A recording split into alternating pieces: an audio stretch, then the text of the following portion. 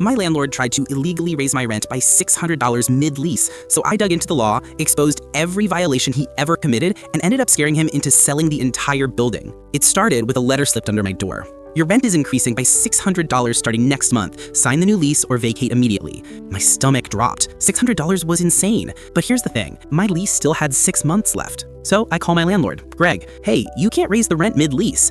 Greg chuckles like I'm a naive child. Oh, I can. It's called a market adjustment. Prices are up. You can either pay or find somewhere else to live. That's illegal, I tell him.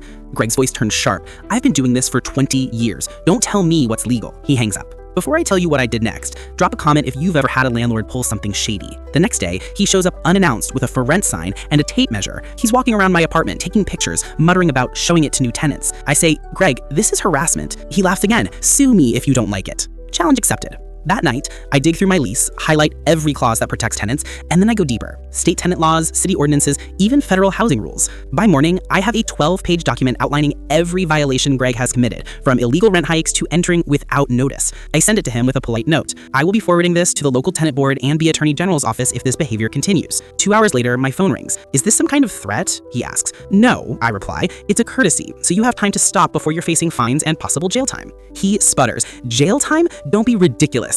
Oh, I'm very serious. Section 42.08 of the Housing Code says repeated illegal entry into a tenant's home can be prosecuted as criminal trespassing. That's punishable by up to a year in jail. And I have photos, timestamps, and witness statements. There's a long pause. Then he says, maybe we can work something out. Sure, I tell him. Here's what's going to happen. You're going to put in writing that my rent will stay exactly as agreed in the lease. You will also give me 24 hours written notice before any visits, and you'll stop all harassment. And if I don't, he asks, then you'll be explaining to the Attorney General why you think housing laws don't apply to you. The next morning, an envelope is taped to my door. Inside is an apology letter, my updated lease confirming no rent increase, and a $200 gift card for the inconvenience. 3 weeks later, I hear Greg sold the building entirely. Apparently, a formal complaint from the tenant board and an investigation from the Attorney General wasn't worth the trouble. Guess some bullies only understand one thing: consequences.